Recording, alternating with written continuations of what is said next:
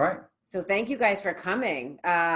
So I'll give you the agenda. And first off, we were thinking about kind of, the old school radios where they have like an intro, and just couldn't think of it quickly enough for today. But, like the new thing is like the YouTube introduction. So we're going to try something funny, but I couldn't figure out how to pull it off that quickly. But we're going to come up with some kind of intro like my kids have, like Brendan has Beatastic and Matthew is Mattcraft, and they have these really cool intros. So who knows? That might be the new thing that we all have to come up with. Like, hey, everyone. And it's like, hey, welcome back, everyone. It's, I would say it's Megan here with Charlie, Megachar, So we'll come up with something to add a little bit of humor into the mix, because we like to do that stuff. But all right. So from an agenda point of view, we have a few things we're going to cover. We're about 45, 50 minutes. Might go a little bit over, but we'll try to stick to the time we have allotted. But we have a bunch of stuff we wanted to cover. We were going to kick off with feedback from the last session. We really appreciate the feedback we got. There was 3, and if you weren't with us, we're gonna cover and kind of recap what we did real quick. But we got 3 pieces of feedback in the app that was very helpful for us, and just to help make us better. So we're going to cover the kind of the top 3 ones that we saw that we're taking note of and wanted to cover really quickly. In terms of what this agenda topic is, it's how to harness teams' brain power. We're going to cover that, and then we're going to go back into the recap of the last session. And so we're going to talk about this harnessing teams' power and brain power, but we're going to tease it a little bit and not go in so much depth here, because there's a lot we wanted to recap from the last session. And then we want you to experience 2 things today. So we're going to try to have you experience 2 ways to run meetings with teams, 2 tools that you can use, especially given it is so much harder as a leader to run meetings now. The energy required is like 10 times higher to run meetings over video. And then we have one little new piece we wanted to add in at the end called OJT, on the job training. And then we're gonna have some time for Q&A and feedback. So jam-packed. There's a bunch of people still. If possible, you could turn your camera on. It would totally help us. So if you can, I know some of you already texted saying you can't, but try if you can, it would be helpful. So I am going now into my iPad. So you should be able to see my iPad screen, so you get a sense of what games I play in the whole 9 yards. Charlie's a gamer in his other life. I would like to think my kids are the ones playing and using my iPad for all their gaming, but that's not what am true. I looking for right now? But it's not true. What am I looking for? I'm looking for the feedback app, so we can go into it. Give me 1 second. Here we go. Okay, so it looks a little different on the iPad than the phone, but this is actually the live feedback app. So you're seeing classes today from the boxing, fitness, back pain, intro to remote communications that happened, but I'm looking into last week. So right here, leadership in practice is the meeting that we have. This was the feedback we got. There were 15 2s for myself, 14 3s, and 1 4, and then Megan got 1 1, 9 2s, and 5 3s. I'm just going to dive right into it. So this is live. You can see it on your phone as well. But I wanted to address a couple that we picked up on here that I thought would be helpful. Maybe the best way I'll do it is just stick with me here. I'm just going to screen shoot this, so now I can go into it. So give you 1 second. You see, we're trying something a little bit new based on the feedback that we got. So just bear with us for 1 sec. I'm navigating here. Okay, so took a screenshot of this. Give me 1 second. Yep. So I've just learned how to use this week, so we can help you to see what we're doing. Okay, so one of the pieces of feedback was someone was saying, I recommend using a digital whiteboard if possible, right? Can you guys all see this? Thumbs up. You can see what we're doing, right? You're so good? All right. We were using the whiteboard behind. It was hard to see and read. So we have an Apple Pen and going for digital whiteboards. So you let us know afterwards if it's better or not. Another piece of feedback was in the fact that we talked about management by walking around. So this was kind of a big piece. Management by walking around doesn't exist anymore when so many people are working from home. And so there was a request for, kind of what might you do, right? Given these current limitations, right? What might you do? And so we're going to go into some practical tips that we can hopefully go into there. So this is looking at that feedback. And then the other piece of feedback real quick. Go into my feedback. I'm going to go into Megan's feedback, and just important thing that, the 1-1, well, let's always cover that 1, right? Had very little time to talk in the entire presentation. If you're the co-presenter, then make sure you are talking for at least equal amount of time. This is something that we've shared in our Leadership Academy. We work as this idea of a pair of megachar. In the industrial age, when teams of two or teams worked, everyone looked to quantify the number of hours, the amount of effort, purely put in by almost physical, clocking time, physical effort. In the information age, it's different. Oftentimes, I might have a lot more to say, but people will often comment to us directly or in the feedback app, Megan's one thing was actually sharper and clarified everything from the 10 things you said. And so you'll see this notion that we act almost like a reporter and an editor. And we work in unison, and oftentimes when we're working well in sync, you will get the best story. If we don't work as well, you will see a mishmash that doesn't really work very well. So just something else to keep in mind. So that's the feedback, and then we'll appreciate any feedback that comes after this as well. So that's on the feedback. Yeah, and now to kind of the topic that we're here to talk about, this how to harness, if you saw the title of it, how to harness your team's collective brain power.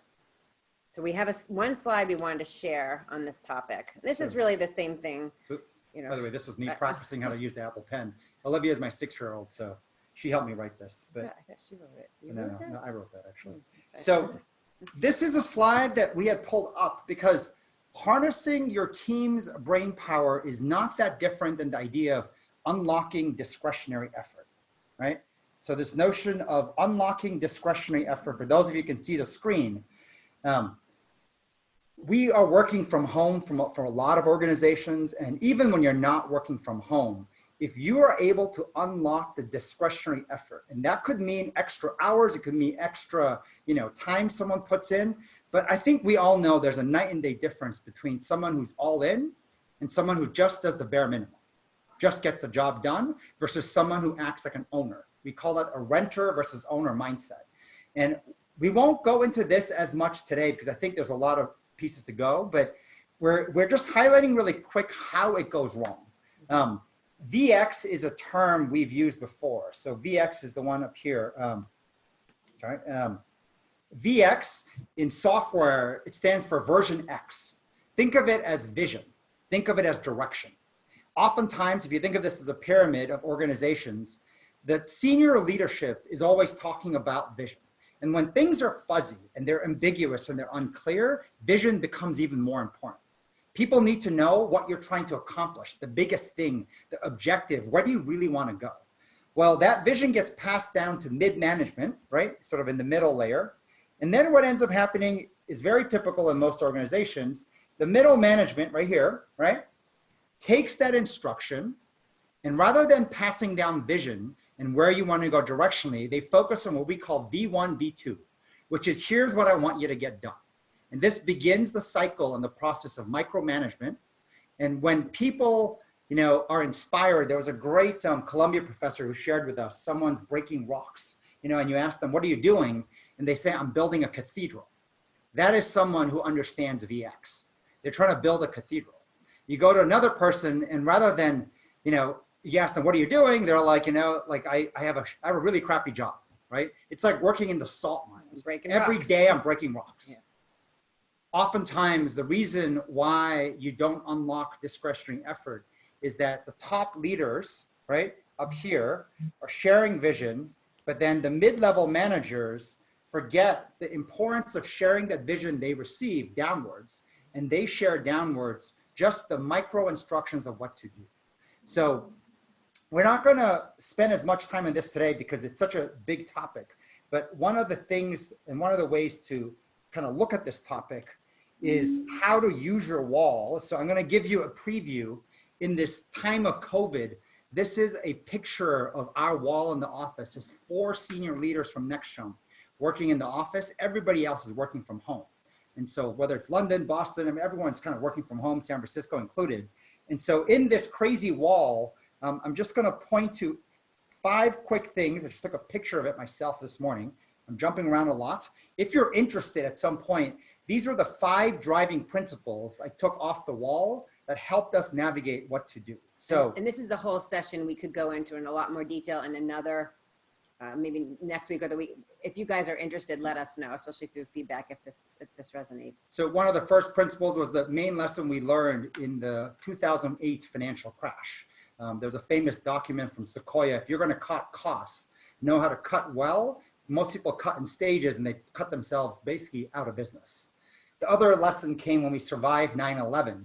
And the main lesson there was when everyone's paralyzed staying still, get your oars in the water. Right or wrong, if a team in a focused direction, aggressively with speed, get the oars in the water, you will have new options and choices that did not exist before. So that's one of the big lessons. There's another lesson, number 2. If you've ever heard this term, locus of control. External locus of control is when the reason why I can't succeed is because of everything outside. Internal locus of control sounds more like this. Despite all the constraints, what are my options and choices? And teams who learn to focus 51%, the majority of the effort, to internal locus of controls usually get things done. Another principle, and we share this with our companies. I'm just kind of giving you a very high level punchline. We can go literally an hour into any one of these. A third one was this. We call it the 51 versus 49% rule. 51% simply representing majority. Because at the end of the day, nothing is binary. Nothing is 0 and 100. So at 51% is the majority of my mindset focusing on self and short term, or is the majority of my mindset, 51, so not 100, but 51%, focusing on mission, on team, on long term, on doing the right thing. How many times there's a John Wooden, famous basketball coach, who always said, if you don't have time to do it right, how do you have the time to do it over again? You'll never find the time to do it over again if you don't have the time to do it right. So this is a challenge, especially in times of crisis where we do so much. And there are absolutely places you have to shortcut, but we do it too often and too much. And as a result of it, we quickly see short-term turns to long-term and we get into trouble over and over again. Number 4, there's a term in sports when someone's on fire, they call it being in the flow. So we created a term called flow without the W. It stands for followers becoming leaders within an organization. So follower leader organizations. And the main and important aspect is what we call white hot coal. It's a term that came from one of the top startup guys, Paul Graham, who created Y Combinator. White hot coal is making something that is so freaking good that you want a lot more of it. And in fact, they talk about that we too often focus on, well, I don't think that's going to scale. I'm not sure we can do a lot of that. So that people end up creating a lot of mediocre stuff and then spend a lot of organizational time and money trying to scale mediocrity. Trying to scale mediocrity never ends up summing up to winning teams, winning organizations. You need to first create white hot coal, and then you focus on how do we scale that. And so within white hot coal, I put the is not, the idea of a tilty chicken. You know, if you heard the phrase, scared chickens don't lay eggs. We are all scared chickens these days. There's no way you cannot be scared. And if you're not acting scared, you're not being real and watching what's happening. But you have to recognize tilty, scared chickens don't lay eggs. And the requirement to win these days is to lay golden eggs. And that's that white hot coal. And when you do all this, then you focus on the next step, which is how do I do it scalably, sustainably? And then that will lead to mission success, lagging revenue results, stabilizing the company, the whole 9 yards.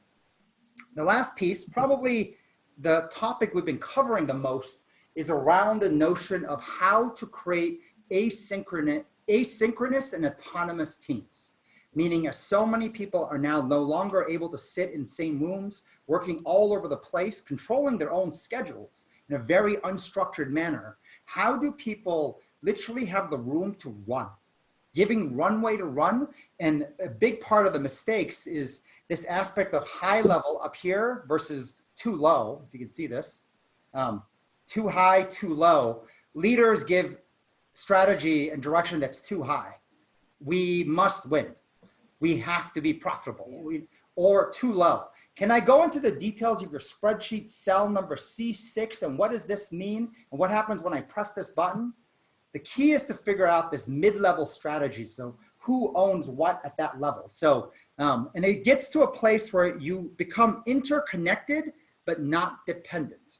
there's a notion that when you unlock asynchronous teams, asynchronicity in people, it is shocking how much you can get done. So once again, I'm covering this very quickly, not the main thing we want to touch on today, but I'm going to move really quick to what we covered last week. So for those of you who were here, you were able to see this last week, and I'm just going to mark this up a little bit. So for those of you who were part of the class last week, the main discussion we had was the challenge of people speaking up, or in this case, not speaking up. Tools that we had available to us, like management by walking around, right? MWA is no longer available for a lot of us. The idea of serendipitous collisions, just on the pathway to the bathroom or getting coffee, getting a sip of water or lunch. People are bumping into each other and we don't recognize how much of that is missing. And as a result of that missing, the #1 challenge that has shown up in most organizations is this, org silence. So I can get my pen to work. Org silence. Organizational silence is showing up and has always been there. Has been one of the biggest costs to companies, but it is now 10 times higher than it ever was. You'll see even as you have video conference or conference meetings, it's this regional satellite, anybody calling in that barely says anything. It is like having wisdom teeth being pulled, trying to figure out what they're really thinking and what they want to say. So this is what we covered. And so you can see the video from last week. I'm not going to spend too much time here, but going into the other slide that we covered then tied to it was this idea that we have large group meetings, there's small group meetings, and then there's one-on-one meetings. And so want to spend time really in this session. Small group.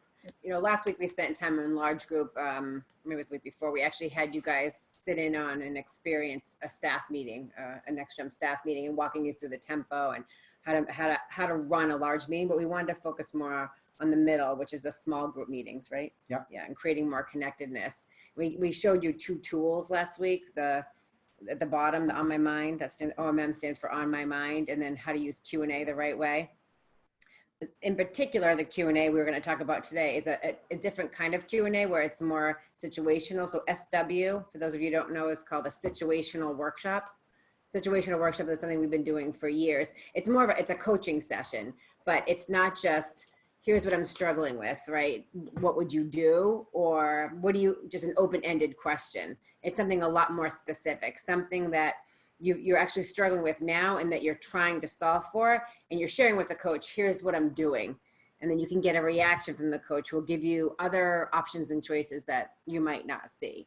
So it's a lot more structured in that way. So I'm gonna cut you off, but those are the 2 things that we're thinking about trying today, which is the On My Mind, how you can start a meeting, a tool to actually start a meeting to get people to speak up, and then the situational workshop and actually getting actual situations you'd like us to react to. So we'll give you a quick example. I know some of you may know this. There's so many of us who come to a meeting and the expectation is, since the meeting has begun, I need you to just be on fire. Yeah. Pay attention, be on fire, just get everything right. This is actually not what happens. A lot of people are dealing with the contents of the last meeting, other issues, and simply just going around, and depending on the size of the meeting, right, in this room we have 97 people, it's hard to go and get everyone, but just maybe maybe 3 examples. If you just raise your hand, just share with the group kind of what's on your mind right now, like either coming in the meeting. So I don't know, Cooter, could I volunteer you? Is that all right? So I'm gonna unmute you. Absolutely can. Go ahead, Cooter. To be honest, I'm sitting here thinking about in the way that you're developing your organization. We have been laggards in bringing everyone together to further our mission as we've gone to split operations with one team on 1 week. And as you can tell, I'm at home, 1 team at home. So better ways to improve organizational communication and advancing our primary mission of making awesome instructors. Okay. Thank you. All right, we'll get someone totally different. Let's see. Yeah. Phil, I don't know, Phil, do you want to share? Go ahead, Phil. Yeah, it's funny. What's on my mind is the people within my organization who are on this call and for the first time, and probably with their heads spinning and seeing what we can do in our organization as the Ohio Department of Education and our state support teams and how they can implement some of these practices within their Zoom meetings throughout the week. Okay. I'm gonna who are you looking at? Yeah. I don't know. Crystal, do you want to maybe Yeah. share what's on your mind?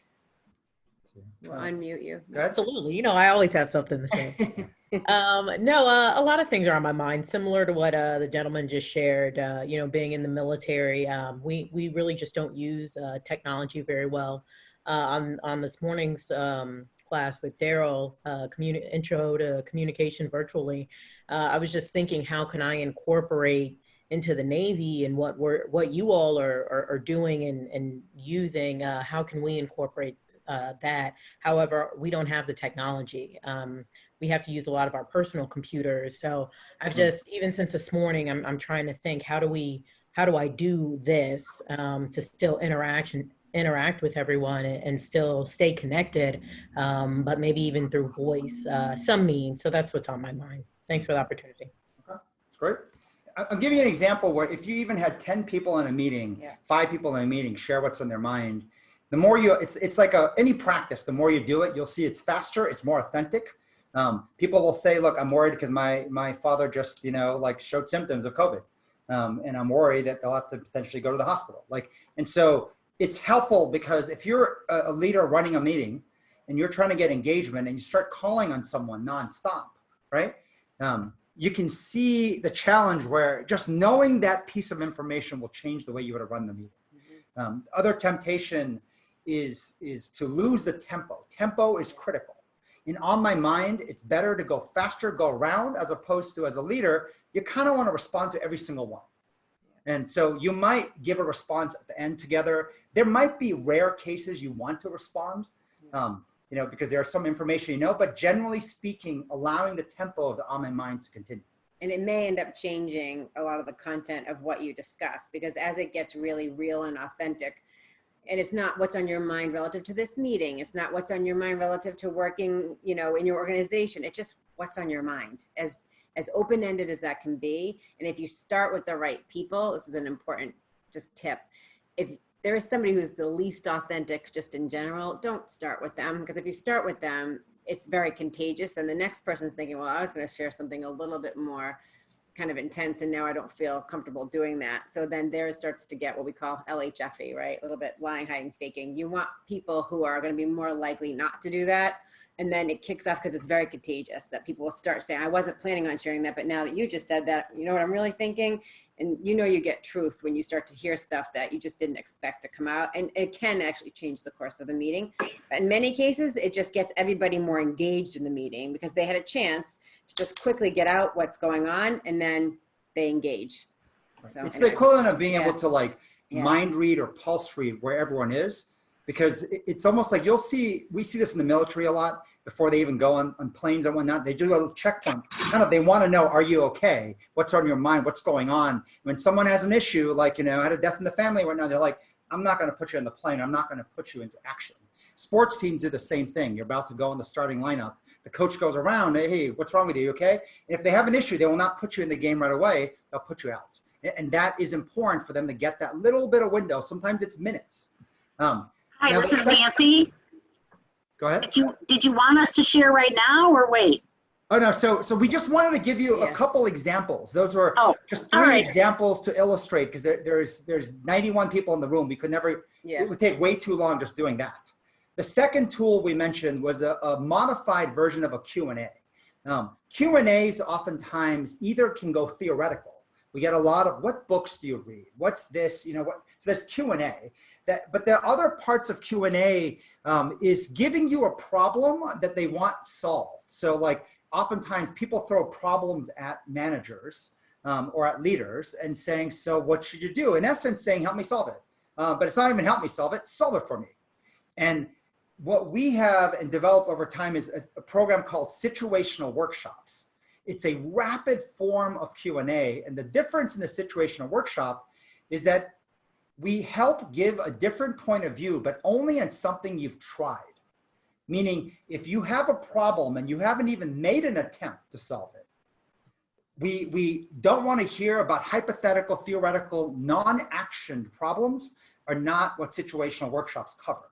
Things that you're struggling with that you've tried and you explain what you're trying, then as a coach, you can give a different perspective, a different point of view. So maybe John Randazzo, do you mind if I volunteer for, if you have a situation you could share with the group? Sorry, I'm He's gonna unmute him because he's or maybe he can unmute himself. So John Randazzo is one. He's a captain commander, Skipper, yep. skipper, right? The head of a 240 person. It's like a helicopter community from Navy. Awesome guy. You have anything, John? Give us a situation that. Yeah, so it's funny. I reached out to Dean, Beth, and Egg just yesterday. Can you guys hear me? Yes. Yeah, we can hear you. Yeah. Hey, yeah. So we have a pilot that's struggling, and so specifically, I asked a few questions. We run them through a human factors board to identify what kind of human factors this pilot might be going through, and we came up with a few solutions. And one of them was to provide her with a mentor. And I'm like, oh my gosh, mentor! This is the perfect opportunity to use a talking partner in situational workshops. So I reached out to Dean. I'm like, hey, I want to get some information on how we can teach this mentor to be a good talking partner. And I'm hoping that what I do is they become more of a team to try to fix them both and get them both a little bit in the right direction. So they're really close. They're almost peers. One is slightly ahead of the other one and has earned some qualifications and has been through the struggles. So yeah, I'm interested to see how this goes. Like you guys know, we've been trying to do a lot of different things. And so this is a great opportunity to exercise a talking partner, situational workshop kind of pyramid. So excellent. Like it's an excellent situation. I think we have this often where an individual can be a pilot, could be, a corporate employee, could be anyone struggling. And there's almost a turn to sort of the experts. I don't know what the human factors is, but there's oftentimes experts. And what's the checklist of solutions, like the Chinese menu I can pick from to go and help them? What we found over the years, the single most effective way to help someone who's struggling is through and by someone else who's struggling. Ideally, 1 or 2 steps further ahead. And you find the same pattern almost everywhere. We did a lot of work with teams that were in AA, so Alcoholic Anonymous. It's fascinating what happens. The step 13, I believe, is the final step that really gets them off alcohol. And that final step is to mentor and be the sponsor to the newest entrant. The act of actually helping someone else in need is what keeps them off alcohol, which is a whole nother topic we can go into. But this idea of someone who understands situationally what you're going through in a relative recency. When I say recency, we get a lot of advice. 20 years ago, when I struggled with that, and times are very different. Situations are very different. You need someone ideally who's just 1 or 2 steps further ahead. They say this for startup CEOs. The best mentoring you can get is someone who is 1 or 2 funding rounds ahead of you. Across the board, you want someone who went through the exact same or similar struggles, but ideally is no more than 1 to 2 levels ahead. We do a lot of work with Mac Hughes here from Steady Buckets. The same thing. They found that, when 11-year-olds get coached by 13 and 14-year-olds, just 1 to 2 years ahead, they do better. But if you get coached by 16-year-olds, the 16-year-old doesn't have the empathy and the patience to deal with the 11-year-old. That notion of 1 to 2 steps ahead. The other way to look at this, John, too, and I don't know how much we've covered this with you, and it's actually, we're running this in I think at 1 o'clock today, there's a group, Greg and Laura will be teaching our resiliency training program. So this is really interesting. So there's many ways to tackle this, but we have a 13-week training program, and it's called resiliency training because the reality is it's not like just this one person or these 2 people, John, right, have this issue. Everybody has issues going on at all the time. Anybody who says they don't have an issue going on right now is just completely lying. Everybody has issues. And so because we are all always struggling, everybody's oscillating up and down. You're going to have windows where you're on the bench. The reality is most people are on the bench majority of the time. You have oscillations where you're not. You're on the starting lineup, but you'll never stay there forever. And so we've created a program where everybody goes into a resiliency training program, and it's peers coaching other peers, because part of it is you just need to feel like you're not the only one. And Charlie talked about Alcoholics Anonymous. The key is not feeling alone. When you feel like you're the only one who's struggling, it's half the problem, at least half of the problem. Just not feeling like you're the only one can be half of the solution. So these are small teams, and everybody is put in one, and you're in these groups of, say, up to 10 people, 8 to 10 people, where you're actually going through the same process every week for 13 weeks. And again, it's helping you. So there's a whole class today at 1 o'clock where we're teaching this, and it's fascinating because it's actually helping people identify the things that hold them back from getting truth, because everybody can correct when you're given truth. And so, but it's a support group to help you go through this, and it creates more resiliency, eventually more toughness. And so it's interesting, part of the thing that came up in the research, and Malcolm Gladwell did this in his book, Outliers, as well. And we've seen the same pattern in professional sports teams, from Olympic sports teams, actual professional sports, medical doctors. Most accidents, most human accidents are an accumulation of 7 or more bad judgment calls in a row. 7 or more bad judgment calls, meaning the signals show up, and it's typically over 90 days, or maybe a little bit longer, but they show up over 90 days, 3 months. It's an accumulation of signals that get ignored. And when those signals accumulate to 7 or more is when the accident occurs. And that accident can be a sports injury. The accident could be as far as taking your life. Could be, going back on, drugs or alcohol. It could be hurting somebody else, hurting yourself. Signals show up. It's never one signal. And so what's fascinating is this. Human beings can read other human beings better than any machine that exists to date. There might be a date 100 years from now where robots and sensors can read these signals and just alarm and warn everybody, hey, your kid or your employee is about to hurt themselves. It's not the case. A human being, the 5 people closest to you typically, can see these signals. But the reason why the resiliency training got built the way it was, I, as an individual, put out what we call these red arrow behaviors. These signals that basically tell you, I don't want you to tell me the truth. Yeah. You see something's wrong, what we call NQRs, not quite right. Me doing something, like it's almost like the person who hurt the leg and is limping, and you ask them, no, it's just, I bumped it in the desk right now, that's why. People tend to mask these signals. They tend to put out all types of signals to not get the truth. But if you are able to dial down these red arrow behaviors, red arrows because they come from me, they're not good. The people around you can start to give you that truth. And in the process of giving you that truth, they can collectively help you avoid that 7+ bad calls that leads to the accident. So thanks for the situation, John. I don't know if that helps. If there's we can maybe have time for a few more situations. Or one more at least? Or maybe one more. Does anybody want to Raise your hand. have a situation that you want to just raise your hand and we'll I'm do our scanning the best? screen for anybody Let who's, us scan. We can see you. those who have cameras on, or if you want to unmute, you can ask a situation and go first. Could be anything in life. Doesn't matter. Anything. As silly as, Who's going to be the brave? Anyone? so We're someone looking wrote at, here, okay, Michael Laval, he texted me. Startup company, what do you say? Okay, wait. Startup company and struggling to reiterate. Having to reiterate SOPs over and over again via email, in person, but the SOPs, what's an SOP? Aren't being retained and results in going over same things, which becomes time consuming, takes away from other projects. How do you encourage? Michael, someone any to- way you could unmute and just tell us? Here, I'm going to unmute you. Do you mind, Michael? Oh yeah, no worries.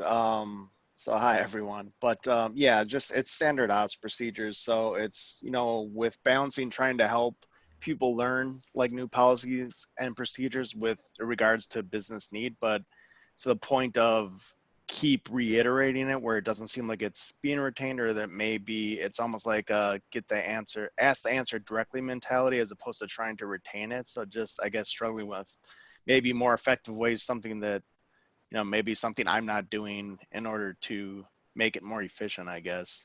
Can you give us just maybe a couple more data points? I think you are in a startup company, yes? Correct. Like, what does the startup do real quick?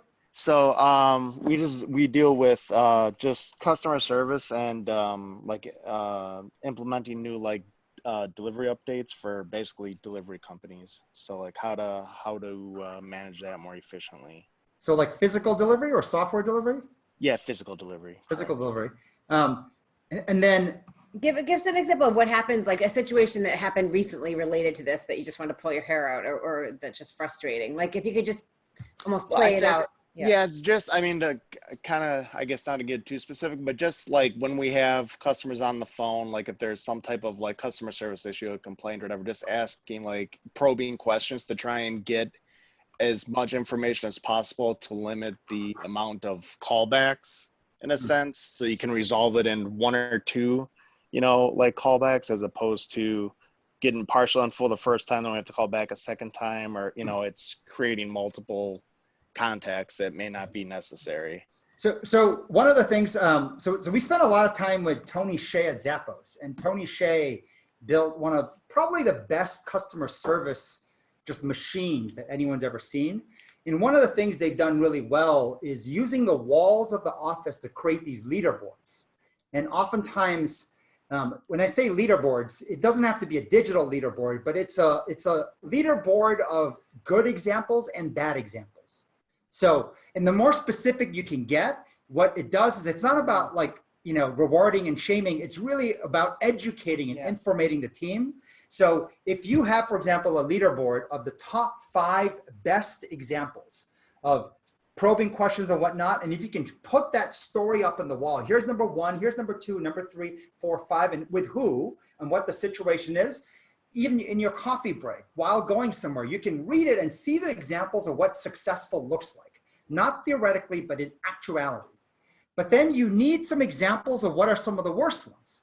And it's amazing when you see the best and the worst side by side. You'll see the same theme when you go to Amazon, when you look at a product. The thing they show you is the top rated best review and the top rated worst review. Seeing it side by side helps you see the differences. I mean, you're basically talking about, instead of continuing to reiterate the message, like The as rules. the boss, the rules, it's saying people learn best and learn really well from stories, right? And they learn really well from case studies. So you're in many ways, you're sharing and putting out transparently all the things that you want, the examples of the things that you want, as opposed to more rules. Which, and it's important, examples of real people in your organization, not examples of Tony Shea and Zappos, not examples of a business school case study, but that importance of making your actual people the posters, the case studies in your organization for everyone to learn and see. And by putting names and whatnot, you let them go seek them out. And you'll see both the good and the bad are important. The people who had the worst ones will learn the lessons. And the more people ask them, so why did you do that? And why did you do this? You'll see them learn just as much as the ones who did well. So that's once again, one point of view. Moving on from so we're firing through a lot of things rapidly. It's interesting. There's an article, if you're interested, we'll send this group afterwards. Last Thursday, that's April 2nd and Thursday, there was a New York Times article by someone we know pretty well, Adam Grant. Good professor from Wharton, wrote the book Give and Take and a bunch of others. But it was an article that was titled, "We Get and Give Lots of Bad Advice." Right? So we get and we give lots of bad advice. How to stop. Right? Here's how to stop. Now, what is interesting about this notion of giving and getting bad advice, when you think about the role of leadership is to really do 2 things. You have to make sense of things. We call that sense making. And in times like this, people turn to leaders to want to know, well, what's happening now? What should we do next? Do you understand what's happening? How do you make sense of what's happening? Because then that leads to the next part, which is decision making. Making the right calls. And sense making and decision making are very closely connected. Advice is basically someone's sense making. And you'd say, well, that was bad advice, because if I made a decision that turned out bad, I would then go back and say their sense making skills were poor. If I made a decision that was good based on good advice, I would often say their sense making skills are very strong, and I want to know how they made sense of stuff. How did you put the data points together? Who'd you go to, and so forth. So it's actually a really good article. So if you're interested, take a look at that. We could probably run an entire hour session just on sense making itself. OGT, we're gonna get to Yes. that, right? But I want to get to something that came up this week that was very interesting. OJT is a term that we learned just this week that's used in the military. For on-the-job training. So many acronyms. We have our own acronyms, but We love my acronyms. God, does the military but- have a lot of acronyms? But the military loves acronyms even more than us. I think there's like a website you can go and there's like 50,000 acronyms you can go look up for the military. But when we learned about this acronym, we're like, wow, I love it. OJT, right? On the job training. Now, the reason I'm mentioning this is we had a discussion with a very awesome chief in the Air Force just a couple of days ago. And his question to us was this. Help me understand the difference of what happens in other organizations looking at training versus education. I'm assuming you can see what I'm writing on the board. You okay? Yes, okay. By the way, if you get sleepy, literally stand up. It'll produce more energy, even better for us. Mm-hmm. The difference between training and education, you can think of it this way. Training is oftentimes technical skills. A lot of people will call that hard skills. Learning to code, learning, in this case, it was to how to get How to build a plane, Right, right? like How to move an engine, Yes. like seat ejection, Yeah. you know, the kind of things that we usually don't do except in Lego pieces and, you know, model things that we do. When you look at education, education is tied to leadership. The notion, and leadership, by the way, is what they call soft skills. Most business schools now, the most popular classes that are literally are waitlisted are classes on soft leadership skills, soft skills, leadership. And what's interesting is what's come out generally is that the soft skills are the hardest skills.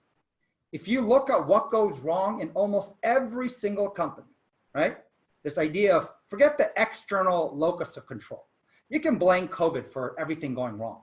You can blame the bad economy, you can blame anybody, but when you look at what really goes wrong in your control, it will always come down to poor sense making, and as a result, poor decision making done by one person or a collective team of people over and over again.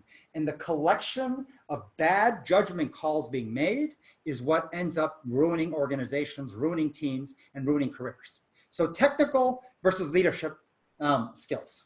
So when you look at technical versus leadership, there are two ways to categorize this. One is what we're going to call jumpstart. Jumpstart, I want you to think about what most of us go through. It's an intense effort to try to do accelerated learning, right? So people have had, we send people sometimes to a 1-week coding boot camp to get a jumpstart on learning a new coding language. In this case, this Air Force chief had to spend 4 weeks learning how to deal with seat ejection in aircraft planes. Jumpstart training occurs for technical across almost every industry, but Jumpstart also occurs for education. So this is something that across both, no matter the industry, this exists. And I think for the most part, it can always get better. When I think about leadership education, we have rarely met an organization that does more of this invested in their people than the military. The amount of time they will spend anywhere from you go on a 1-week course, a 4-week course, a 9-month course. The amount of investment spent on educating the military officers more, and then even the enlisted on leadership.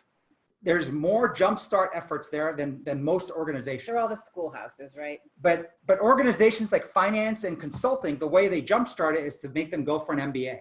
2 years, year and a half, go get an MBA to learn these skills and then come back and we can build more. You have a lot of people, of course, that do offsites. There's rarely an organization that does not do anywhere from a 1, 2, 3 day, if not a, or a 1-week offsite, 2-week offsite. Focus on trying to jumpstart your soft skills in leadership. Now, the other side of this is, oops, sorry about that. And by the way, we'll have a few minutes for Q&A.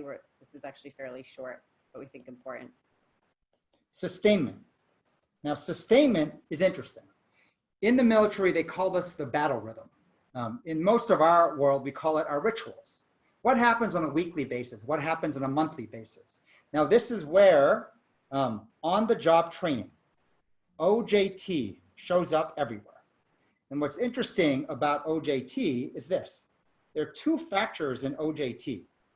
One, it's decentralized. On-the-job training. If you get a great manager, you get a great mentor, a great colleague, you can learn a lot. It's all decentralized. At the same time, for technical things, organizations tend to invest in putting some level of structure when it comes to OJT on technical.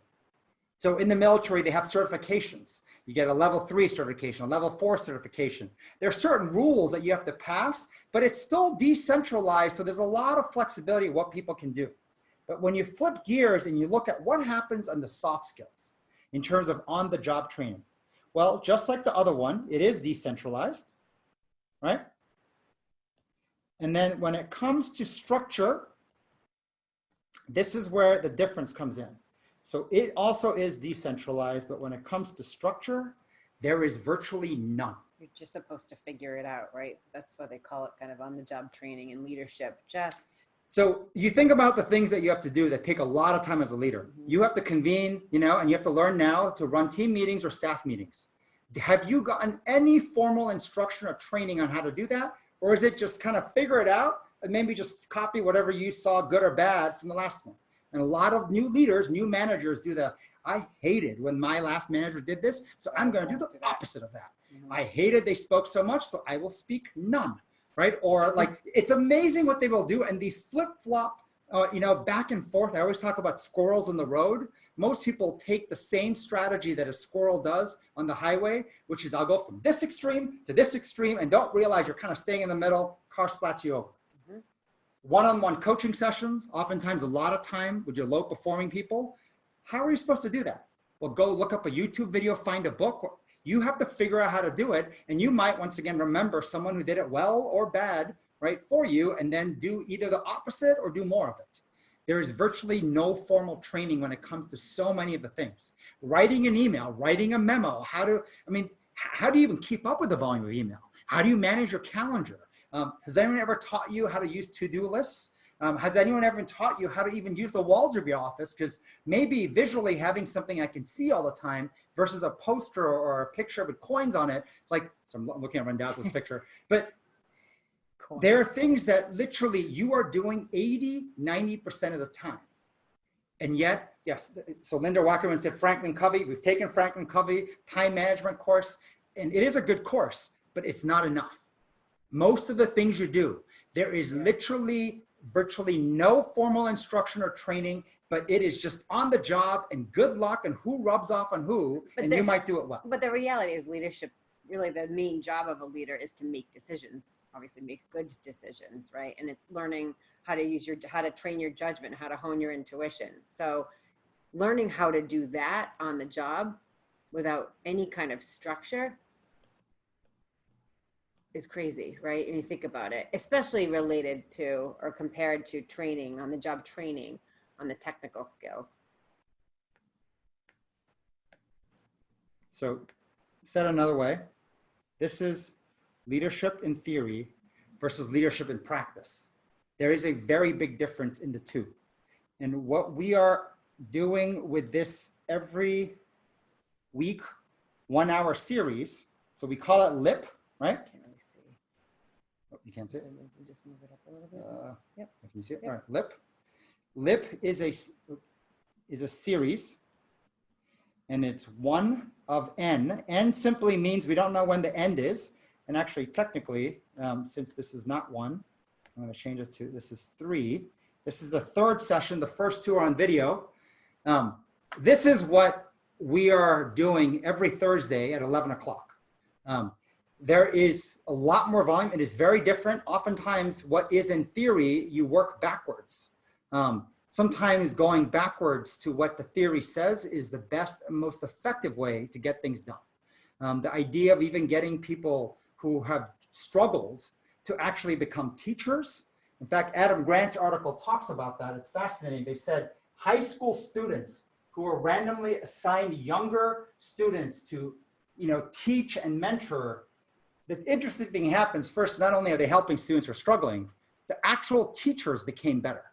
The act of teaching is the single best way to get better. You want to learn to be a better advice giver, meaning sense make better and decision make better, start to coach and mentor other people, which in some ways sounds kind of crazy, right? Because you're like, I'm struggling myself and you want me to teach? Yeah. The act of teaching is, we have a lot of people in education, is the highest form of learning. However, we found working with some of the best out there, if you teach the same thing over and over again, so a really well-known speaker said this, it made me number and dumber. Teaching the same thing over and over again made me number and dumber. Teaching cutting edge things that I'm learning, you know, the idea that I'm trying something on for size, made me actually smarter and see the holes in my understanding. And in the process, every iteration, they got better and better. Quick questions. So I'm gonna stop. I'm gonna give you guys, and we'll send you guys a screenshot of this slide I'm taking right now. So Yeah. we'll have it. We'll have all the material up on the site, and we can follow up. But while we have a few more minutes, we're just putting back to the gallery view so we can see all of you. We have a few minutes for a few questions if you want to stick around for that. Raise your hand, maybe. I know I threw a lot at you. The difference of leadership in practice versus in theory, it's a lot faster as things are flying at 100 miles, 150 miles an hour in your head. Comments, questions, reactions. You can unmute yourself, or if you, we can see only so many at a time. If you raise your hand, we can call on you. If you unmute, let me just take a look here. Any hand raisers here? Questions, thoughts, comments, reactions? What questions in your head? Or you can do it anonymously in the feedback app, or you can get a reaction live. Charlie and Megan, I went off mute. It's Cooter. Cooter, yep. Hey, so this came up as you were describing the On My Mind situational workshops, developing the meetings.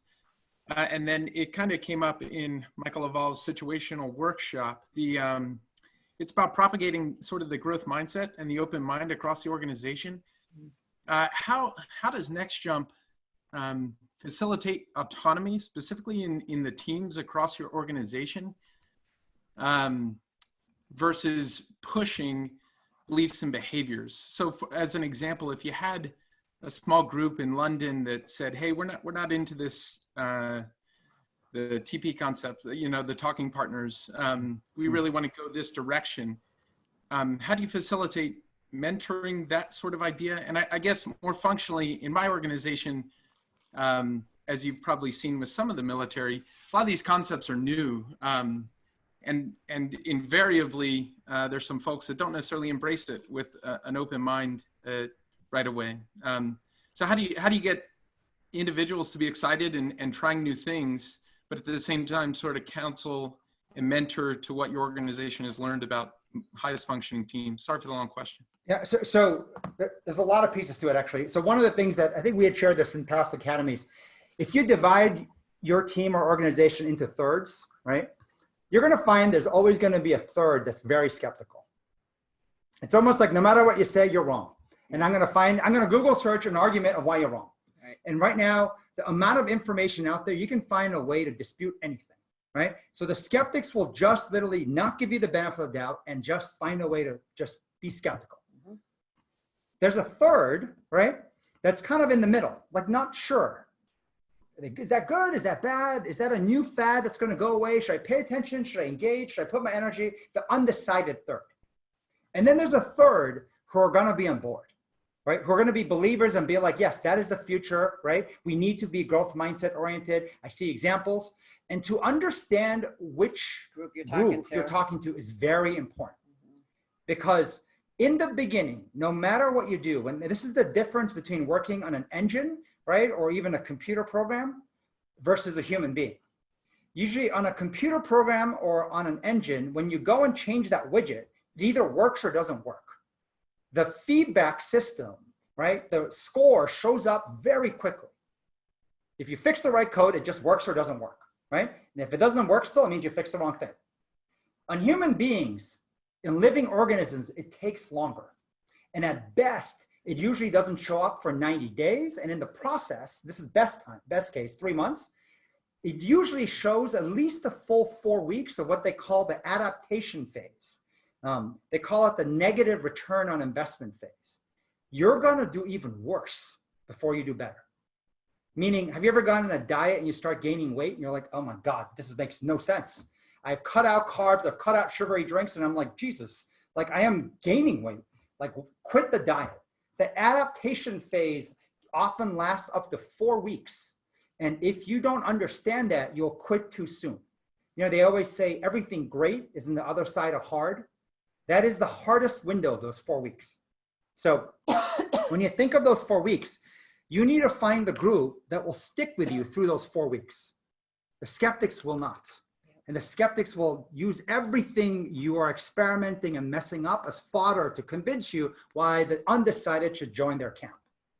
So the reason why you need to understand who are the skeptics, right? As much as who are the give you the benefit of doubt believers, you want to start first with your team of believers. And the reason you want to start there is that you need to create these ramps of proof of success. There's nothing more powerful than proof in your organization of it working. But the problem is it usually will not show up in the first 4 weeks. It will show up at the first signals in the second 4 weeks. And then if you really do it right, it'll show up in full force in the last 4 to 5 weeks. So I always think about this growth mindset. The number one thing people don't understand is they're focusing on the wrong people, and they don't focus on building a ramp. You need a ramp. And Even for yourself running it, if you're running in one of those teams, or just keeping that in context, it helps you not give up before. I mean, there's times where I'm like, yeah, this diet's not working. And then we look at the calendar, well, it's right the 4th week, you know, you're about to give up right before you start seeing return. But I think having that as context reminds you not to give up too soon. Because I think generally speaking, yeah, most people just after a few weeks forget it and then they drop it. And then you keep wondering why it's not showing results. So the thing that people misunderstand of growth mindset, because we all like to believe we're growth mindset oriented, and anyone who actually doesn't think so, anybody who has a child always believes, of course my child can get better, right? And I think if you really stress test it, it is the best part about human beings. The fact that we can change, that we can grow. It is very difficult, and the more red arrow behaviors we have, it makes it near impossible, but it is definitely possible.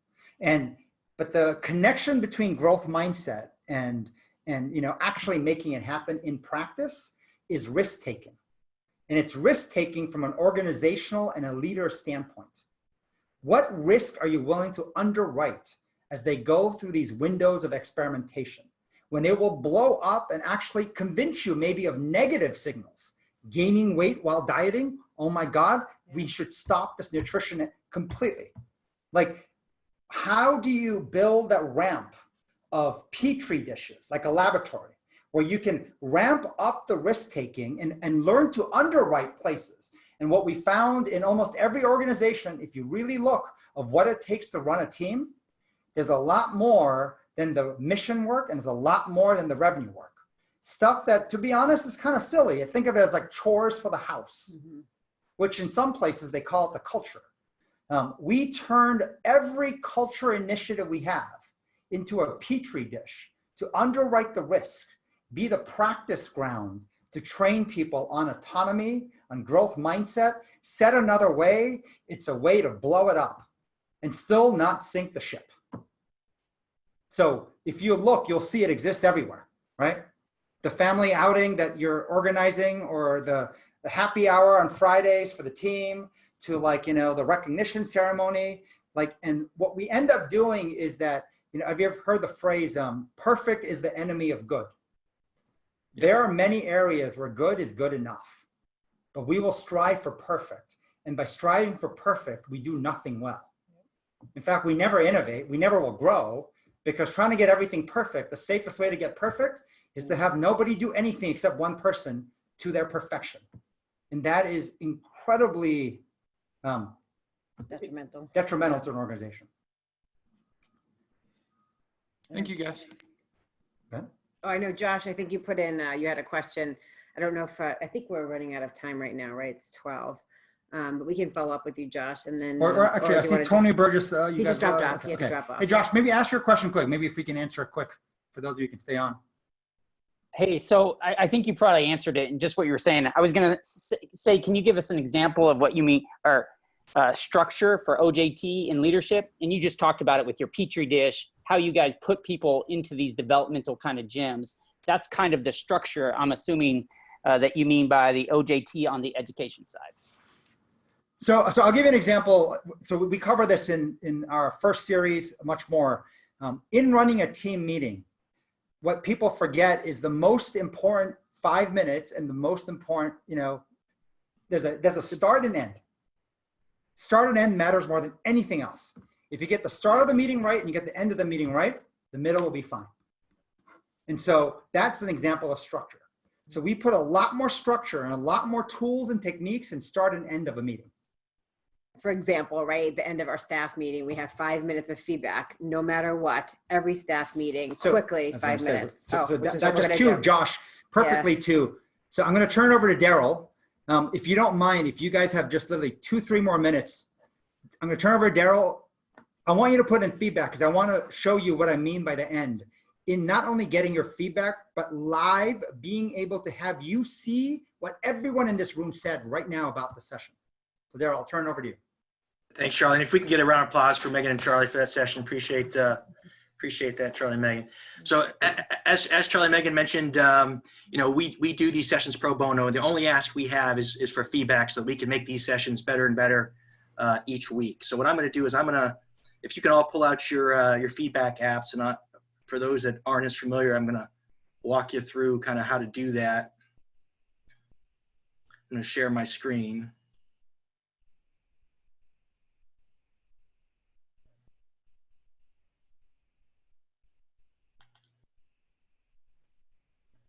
So if you can see the screen, hopefully y'all can see the screen. If I can get a thumbs up, and you can see, so you just put in the search field there, you can type in Charlie, Kim, and select. You can do the same thing for Megan, and also for me as a moderator. I appreciate your feedback so that I can get better at moderating these sessions. And then you can see the feedback screen. You have a 1, 2, 3, 4 option to select. Please select a grade, 1 being below expectations, 4 far exceeds.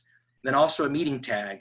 Meeting tag, right there, if you select that, the one we're going to use for this session is, you can see it comes right up, leadership and practice. So you would just select that, and then it populates that field. And then you can enter your feedback in the comment section here that supports the numeric value that you gave. So if everyone could take a few minutes to do that. And as you're doing that, I will pull up the leaderboard, and you can actually see the feedback that Charlie, Megan, and I received for the session. So again, please take a minute to leave some feedback so that we can make these sessions better. The feedback is anonymous, and it's transparent. So everyone obviously can see it. The presenters can see it. We can all see it, but we don't know who wrote the feedback.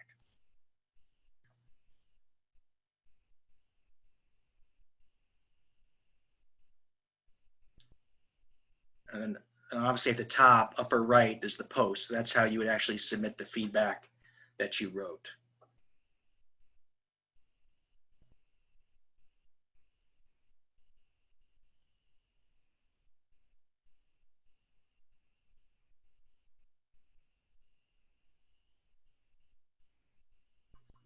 So you can see some of the feedback is coming in.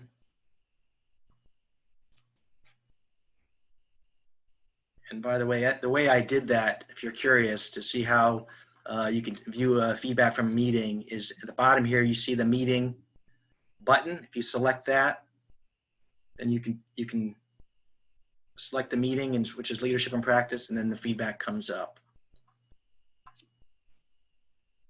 I can go in and actually look at the feedback that Charlie received so far. You can all see this on your phones. Likewise for Megan.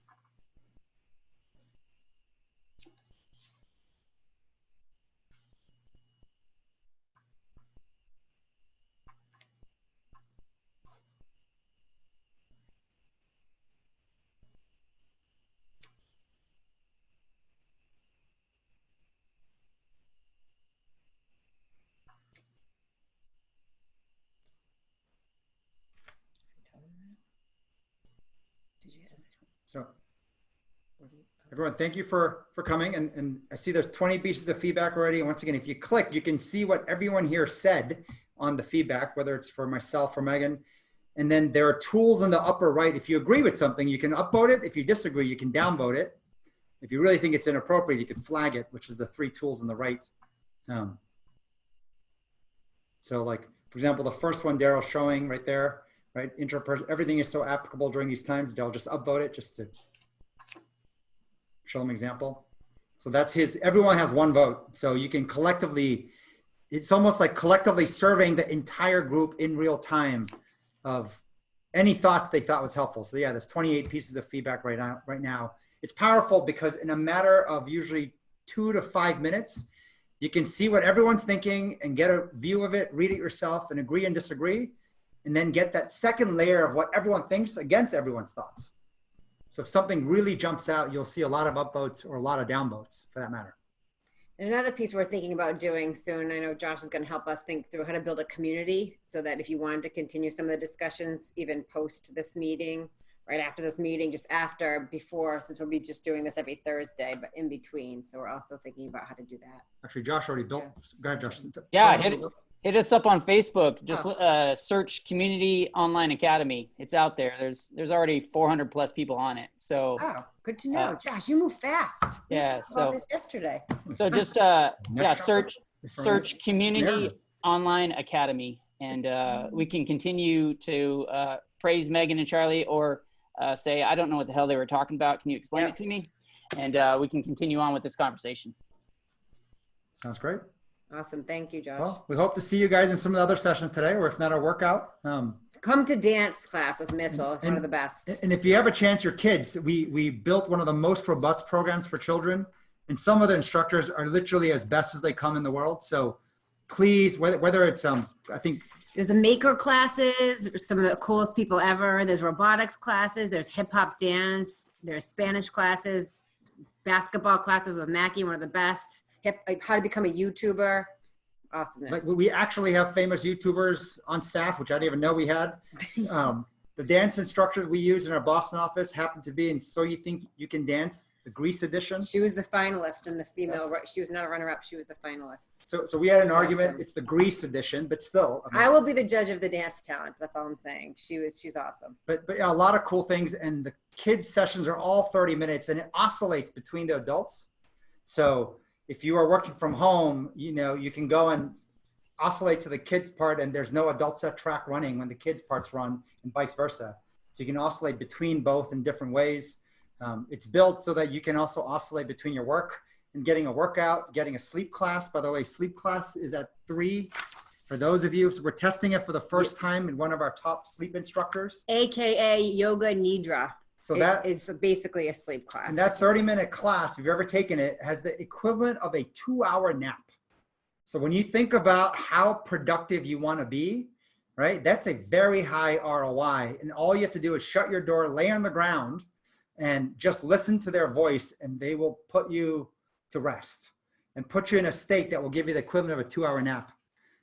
Enjoy yourself. Enjoy yourself. So please come join us in all these things. I mean, once again, we built this whole academy 4 weeks ago.